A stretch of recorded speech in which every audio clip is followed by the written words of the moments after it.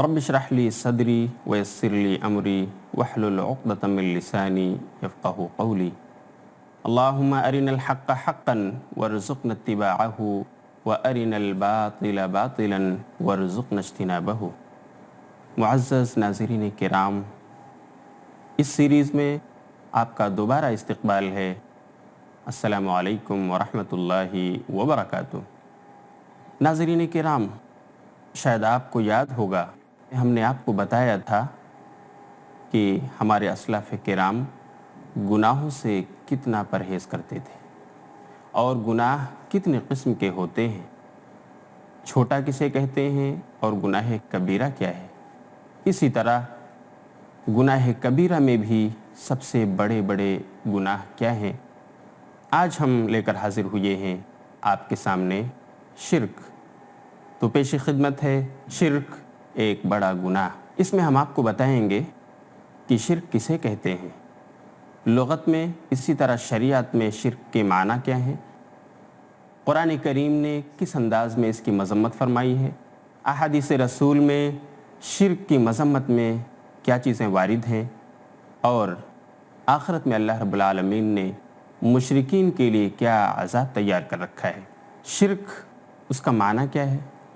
جب عربی ڈکشنری آپ کھولیں گے تو آپ کو ملے گا شرک کا معنی ساجھیدار بنانا، کسی کو شریک کرنا، چنانچہ کسی کو شریک اور ساجھی بنانا، چاہے وہ اپنا ساجھی اور شریک بنانا، کسی اور مخلوق کا ساجھی اور شریک بنانا، یا اللہ کا ساجھی اور شریک بنانا۔ لغت میں ہر ایک کے لیے ساجھی اور شریک بنانے کو شرک کہا جاتا ہے۔ چنانچہ آپ کا بزنس پارٹنر، اس کو عربی زبان میں کہا جاتا ہے شریک فی التجارہ، بزنس پارٹنر۔ اسی طرح آپ اگر لائف پارٹنر کے لیے عربی تلاشنے جائیں گے تو آپ کو ملے گا شریک حیات۔ چنانچہ عربی زبان میں آپ اپنی بیوی کو جو آپ کی لائف پارٹنر ہے کہہ سکتے ہیں شریک حیات۔ یہ اردو زبان میں بھی مستعمل ہے۔ تو شرک کا لغوی معنی ہے کسی کو شریک بنانا، ساجھیدار قرار دینا۔ شریعت کی اصطلاح میں شرک کہتے ہیں اللہ کی ذات یا اس کی اسماء اور صفات، اسی طرح اس کی عبادت میں کسی کو شریک ٹھہرانا، کسی کو ساجھی ٹھہرانا، یہ شرک ہے اور یہ شرک اکبر ہے۔ گویا شرک کی دو قسمیں ہیں، ایک شرک اکبر اور دوسری شرک اصغر۔ آج کی اس نشست میں ہم خلاصہ کریں گے شرک اکبر کا۔ شرک اکبر شرک فی الذات کو کہتے ہیں، اللہ کی ذات میں کسی کو شریک کرنا۔ گویا اللہ یعنی اللہ رب العالمین کو کسی مخلوق کی طرح قرار دینا، یا کسی مخلوق کو اللہ کی صفات سے متصف کرنا، یا کسی مخلوق کو اللہ کی طرح قرار دینا، کسی مخلوق کو اللہ کا بیٹا سمجھنا، یہ سب شرک فی الذات میں آتے ہیں، اللہ کی ذات میں شرک کے دائرے کے اندر آتے ہیں۔ یہ بڑا گناہ ہے۔ ہم کسی کو اللہ کی طرح سمجھنے لگیں تو یہ شرک فی الذات ہے۔ گویا آپ نے اللہ کے علاوہ کسی اور کو بھی اللہ کی طرح قرار دے دیا۔ اور شرک فی الاسماء والصفات یہ ہے کہ آپ اللہ کے وہ نام جو اس کے لیے خاص ہیں، جن صفات سے وہ متصف ہے، یا قرآن کریم کے اندر جن صفات سے اس نے اپنے آپ کو متصف قرار دیا ہے، یا حدیث رسول میں رسول صلی اللہ علیہ وسلم نے اللہ کو جن صفات سے متصف قرار دیا ہے، جن ناموں سے اسے یاد کیا ہے، ہم وہ نام اللہ کی طرح کسی اور کے لیے سمجھیں اور اللہ کی طرح اس ناموں کے معنی کی توجیہ بیان کریں، تو یہ شرک فی الصفات کے دائرے میں ہے۔ مثال کے طور پر اللہ رب العالمین سمیع ہے، سننے والا ہے، اور ایک انسان بھی سنتا ہے، اس کے اندر بھی قوت سماعت موجود ہے۔ لیکن اگر ایک انسان کی قوت سماعت کو ہم اللہ کے سماعت سے تشبیہ دینے جائیں گے تو یہ شرک فی الصفات ہوگا۔ یقیناً انسان سنتا ہے لیکن اس کی قوت سماعت محدود ہے، لیمیٹڈ ہے، جبکہ اللہ رب العالمین کے اندر سماعت کی جو قدرت ہے وہ لامحدود ہے، وہ کمال درجے کی ہے، وہ اعلیٰ درجے کی ہے، جس میں کوئی نقص یا کوئی عیب نہیں پایا جاتا، جبکہ اس انسان کی قوت سماعت محدود ہے اور اس میں عیب پایا جاتا ہے، اس میں نقص موجود ہے۔ ایک انسان صرف ان باتوں کو سن سکتا ہے جنہیں وہ ٹیلی فون پر کر رہا ہو، یا ٹیلی فون پر کوئی ان سے بات کر رہا ہو، یا وائرلیس کے تھرو وہ کچھ کہہ رہا ہو تو اسے سن سکتا ہے، یا کوئی انسان اس انسان کو قریب سے آواز دے تو وہ اس کی آواز کو سن سکتا ہے، لیکن اللہ رب العالمین ساری چیزوں کا سننے والا ہے۔ کوئی آ کر کے میدان میں پکارے یا بند کمرے میں، کوئی رات کی تاریکی میں پکارے یا دن کے اجالے میں، حتیٰ کہ حدیث میں ہے کہ اللہ رب العالمین تاریک اور کالی رات میں کالے پتھر پر چلنے والی کالی چونٹی کی جو آواز ہوتی ہے اللہ اس کو بھی سنتا ہے۔ اللہ کے اندر سماعت کی قدرت یہ کمال درجے کی ہے اور انسان کے اندر ناقص ہے۔ انسان کی قوت سماعت محدود اور لمیٹڈ ہے اور اللہ کی لامحدود اور ان لمیٹڈ ہے۔ اس لیے اگر ہم اللہ کی قوت سماعت کے ساتھ انسان کی قوت سماعت کو تشبیہ دیں، دونوں کو ایک جیسا قرار دیں، تو یہ اللہ کے اسماء و صفات میں شرک ہے۔ اللہ رب العالمین رزاق ہے، روزی دینے والا ہے۔ اگر آپ اپنے کسی باس کو، جس کے آپ امپلائی ہیں، جس کے یہاں آپ ملازم ہیں، جو آپ کو تنخواہ دیتا ہے، اگر اسے رزاق آپ سمجھ لیں کہ روزی دینے والا تو یہی ہے، یہ اللہ کے ناموں میں شرک ہے۔ رزاق یہ صفت اللہ کی ہے جو آپ کو روزی دیتا ہے۔ آپ ذرا غور کریں کہ وہ آپ کا کمپنی کا باس، کمپنی کا فاؤنڈر، کمپنی کا ذمہ دار آپ کو تنخواہ تو دیتا ہے، لیکن یہ اناج کہاں سے پیدا ہوا، یہ غلے کہاں سے اگے، یہ بارش آسمان سے کس نے برسائی، اس زمین کو دانے اگانے کی صلاحیت کس نے دی؟ صرف اور صرف اللہ رب العالمین نے۔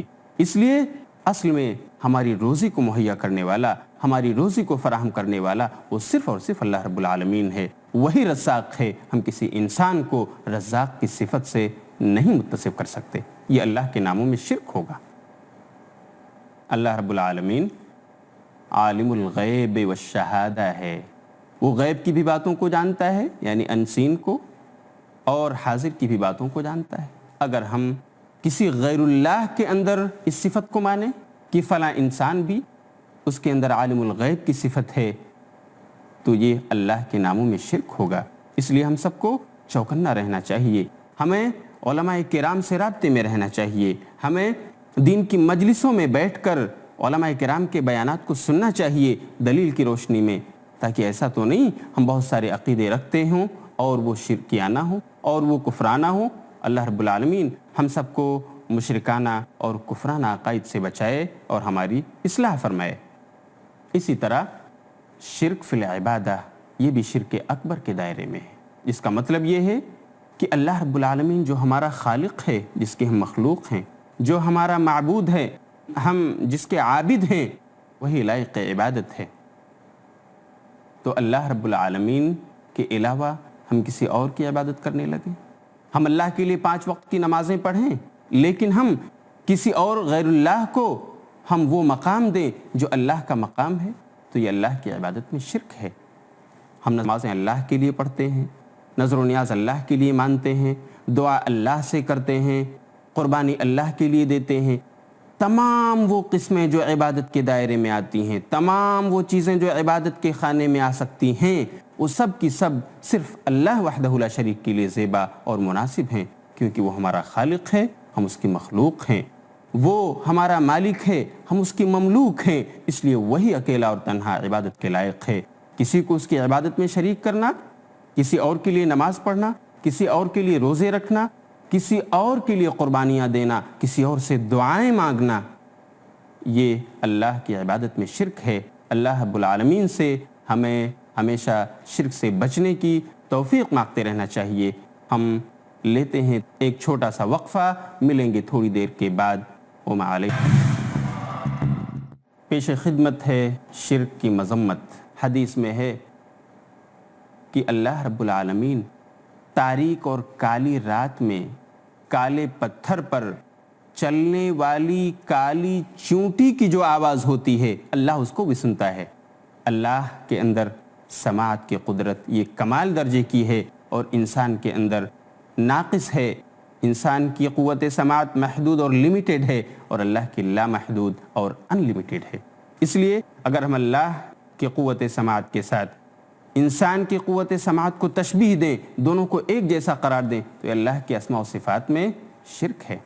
اللہ رب العالمین رزاق ہے، روزی دینے والا ہے.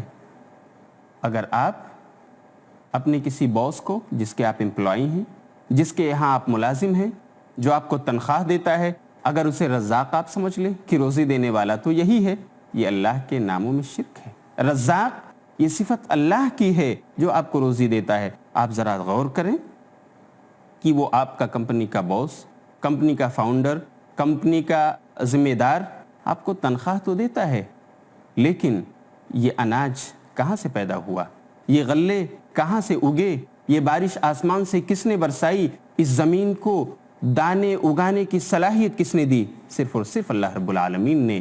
اس لیے اصل میں ہماری روزی کو مہیا کرنے والا، ہماری روزی کو فراہم کرنے والا وہ صرف اور صرف اللہ رب العالمین ہے. وہی رزاق ہے. ہم کسی انسان کو رزاق کی صفت سے نہیں متصف کر سکتے. یہ اللہ کے ناموں میں شرک ہوگا. اللہ رب العالمین عالم الغیب والشہادہ ہے. وہ غیب کی بھی باتوں کو جانتا ہے، یعنی انسین کو، اور حاضر کی بھی باتوں کو جانتا ہے. اگر ہم کسی غیر اللہ کے اندر اس صفت کو مانیں کہ فلاں انسان بھی اس کے اندر عالم الغیب کی صفت ہے، تو یہ اللہ کے ناموں میں شرک ہوگا. اس لیے ہم سب کو چوکنا رہنا چاہیے. ہمیں علماء کرام سے رابطے میں رہنا چاہیے. ہمیں دین کی مجلسوں میں بیٹھ کر علماء کرام کے بیانات کو سننا چاہیے دلیل کی روشنی میں، تاکہ ایسا تو نہیں ہم بہت سارے عقیدے رکھتے ہوں اور وہ شرکیانہ ہوں اور وہ کفرانہ ہوں. اللہ رب العالمین ہم سب کو مشرکانہ اور کفرانہ عقائد سے بچائے اور ہماری اصلاح فرمائے. اسی طرح شرک فی العبادہ یہ بھی شرک اکبر کے دائرے میں ہے، جس کا مطلب یہ ہے کہ اللہ رب العالمین جو ہمارا خالق ہے، جس کے ہم مخلوق ہیں، جو ہمارا معبود ہے، ہم جس کے عابد ہیں، وہی لائق عبادت ہے. تو اللہ رب العالمین کے علاوہ ہم کسی اور کی عبادت کرنے لگیں. ہم اللہ کے لیے 5 وقت کی نمازیں پڑھیں، لیکن ہم کسی اور غیر اللہ کو ہم وہ مقام دیں جو اللہ کا مقام ہے، تو یہ اللہ کی عبادت میں شرک ہے. ہم نمازیں اللہ کے لیے پڑھتے ہیں، نظر و نیاز اللہ کے لیے مانتے ہیں، دعا اللہ سے کرتے ہیں، قربانی اللہ کے لیے دیتے ہیں. تمام وہ قسمیں جو عبادت کے دائرے میں آتی ہیں، تمام وہ چیزیں جو عبادت کے خانے میں آ سکتی ہیں، وہ سب کی سب صرف اللہ وحدہ لا شریک کے لیے زیبا اور مناسب ہیں، کیونکہ وہ ہمارا خالق ہے، ہم اس کی مخلوق ہیں. وہ ہمارا مالک ہے، ہم اس کی مملوک ہیں. اس لیے وہی اکیلا اور تنہا عبادت کے لائق ہے. کسی کو اس کی عبادت میں شریک کرنا، کسی اور کے لیے نماز پڑھنا، کسی اور کے لیے روزے رکھنا، کسی اور کے لیے قربانیاں دینا، کسی اور سے دعائیں مانگنا، یہ اللہ کی عبادت میں شرک ہے. اللہ رب العالمین نے بے شمار آیات کے اندر شرک کی مذمت بیان فرمائی ہے. چنانچہ سورہ نساء سورہ نمبر 4 اور آیت نمبر 48 میں اللہ رب العالمین ارشاد فرماتا ہے کہ اللہ رب العالمین اس بات کو معاف نہیں کرے گا کہ اس کے ساتھ شرک کیا جائے، اور اللہ اس کے علاوہ جس گناہ کو چاہے گا اسے معاف کر دے گا، جس کے لیے چاہے گا اسے معاف کر دے گا. اور اللہ اس کے علاوہ جس گناہ کو بھی چاہے گا معاف کر دے گا. وَمَن يُشْرِكْ بِاللَّهِ، اور جو بھی اللہ کے ساتھ شرک کرے گا، فَقَدِ افْتَرَى اسْمًا عَظِيمًا، تو یقیناً اس نے بڑے گناہ کا ارتکاب کیا. گویا شرک ایک بڑا گناہ ہے جو بغیر توبہ کے معاف نہیں ہو سکتا ہے. شرک ایک کھلی گمراہی ہے. اللہ رب العالمین نے سورہ نساء ہی کے اندر آیت نمبر 116 میں ارشاد فرمایا ہے، ان اللہ لا یغفر ان یشرک بہ ویغفر ما دون ذلک لمن یشاء ومن یشرک باللہ فقد ضل ضلالا بعیدا. کہ اللہ رب العالمین اپنے ساتھ کسی کو شریک کرنا ہرگز اسے معاف نہیں فرمائے گا، اور اس کے علاوہ تمام گناہ وہ جس کے لیے چاہے گا معاف کر دے گا. اور جو بھی اللہ کے ساتھ شرک کرے گا تو یقیناً وہ کھلے طور پر گمراہ ہے. فقد ضل ضلالا بعیدا، وہ گمراہی میں بہت دور چلا گیا ہے.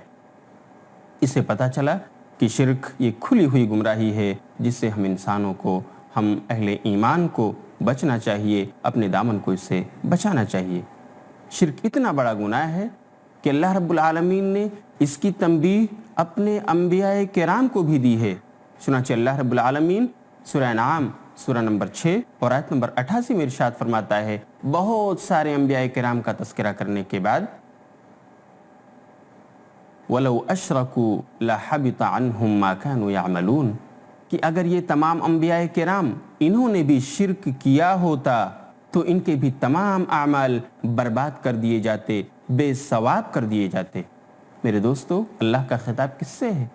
انبیاء کرام سے، جو اس کے برگزیدہ بندے ہوتے ہیں، جو اس کے چنیدہ بندے ہوتے ہیں۔ لیکن شرک اتنا بڑا گناہ ہے کہ اللہ نے اپنے ان برگزیدہ بندوں کو بھی رہنمائی اور تنبیہ فرمائی ہے، بلکہ نبی صلی اللہ علیہ وسلم، نبی آخر الزماں حضرت محمد مصطفیٰ صلی اللہ علیہ وسلم کو بھی خصوصی طور پر اس کی ہدایت دی کہ شرک سے بچیے، شرک بڑا گناہ ہے۔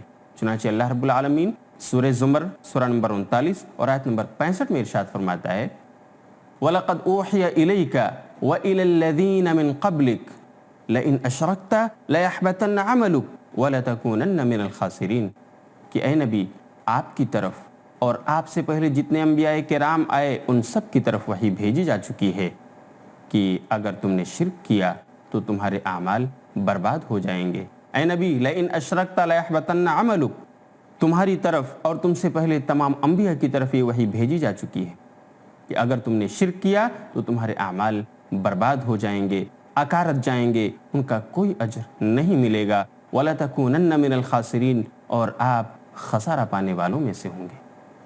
نبی صلی اللہ علیہ وسلم ایک معصوم شخصیت، ہمارے آقا و رہبر محسن انسانیت صلی اللہ علیہ وسلم، اللہ جو ہم سب کا رب ہے، وہ اپنے نبی کو تلقین فرماتا ہے، اپنے نبی کو تنبیہ فرماتا ہے کہ دیکھو شرک بڑا گناہ ہے، اس سے دور رہنا۔ اسے پتہ چلتا ہے کہ شرک نہ صرف یہ کہ بڑا بلکہ سب سے بڑا گناہ ہے، جس کے بارے میں اللہ کا کھلا ہوا اسٹیٹمنٹ ہے کہ جس نے شرک کیا اور بغیر توبہ کے مر گیا تو اللہ کے یہاں وہ قابل مغفرت نہیں، وہ اللہ کے یہاں بخشا نہیں جائے گا، بلکہ یہ شرک بہت بڑا ظلم ہے انسانیت، بلکہ یہ شرک اللہ کے خلاف بغاوت ہے اور بہت بڑا ظلم ہے، جس کا ذکر اللہ رب العالمین سورہ لقمان سورہ نمبر 31 اور آیت نمبر 13 میں فرماتا ہے، یا بنی لا تشرک باللہ ان الشرک لظلم عظیم۔ اللہ رب العالمین حضرت لقمان علیہ السلام کی حکایت بیان کرتے ہوئے فرماتا ہے کہ وہ اپنے بیٹے کو نصیحت کرتے ہوئے کہتے ہیں، یا بنی لا تشرک باللہ ان الشرک لظلم عظیم، اے میرے بیٹے، اے میرے پیارے، دیکھو اللہ کے ساتھ کسی کو شریک نہ کرنا، کیونکہ شرک بہت بڑا ظلم ہے۔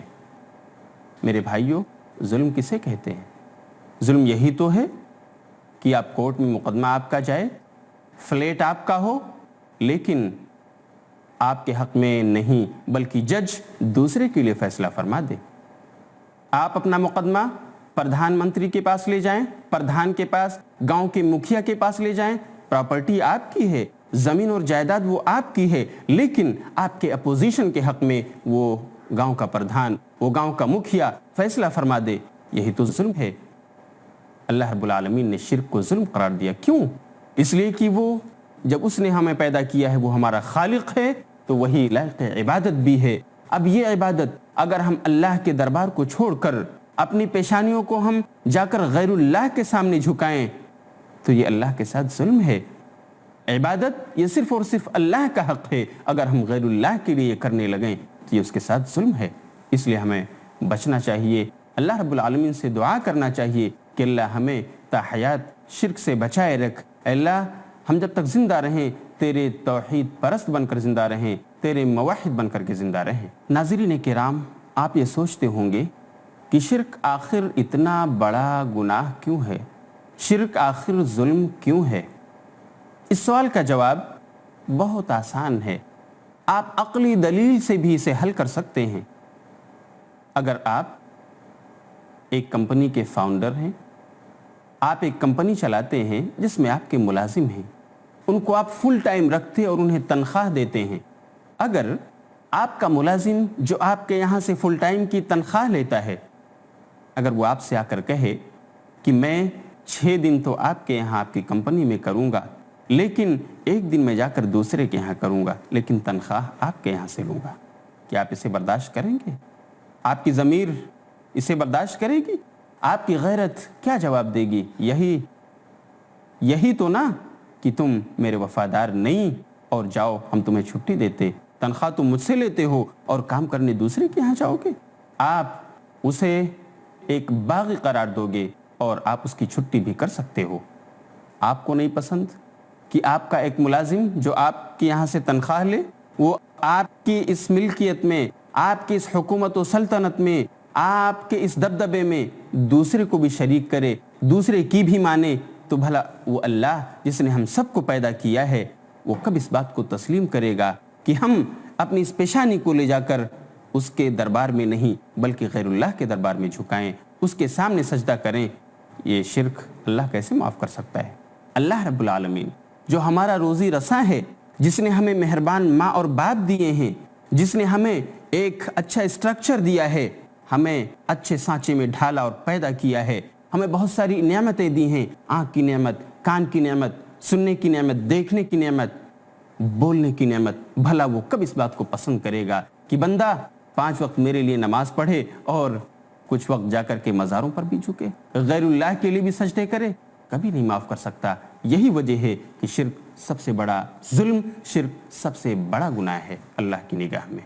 اس لیے ہم سب کو شرک سے بچتے رہنا چاہیے، اور اگر کبھی ہو گیا تو اللہ سے توبہ کر لینا چاہیے۔ آپ اگر مطالعہ کریں قرآن کریم کا، احادیث رسول صلی اللہ علیہ وسلم کا، تو آپ کو پتہ چلے گا کہ اس دنیا میں جتنے بھی انبیاء کرام کو اللہ رب العالمین نے بھیجا، ان سب کا مشن ایک تھا، توحید کی دعوت، شرک سے اجتناب۔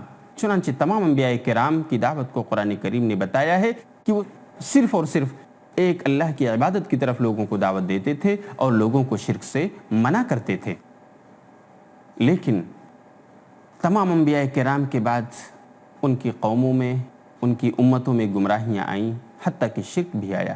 اللہ رب العالمین ہم سے اپنی مرضی کے کام لے اور ہم سب کو اپنی نافرمانی کے کام سے بچائے۔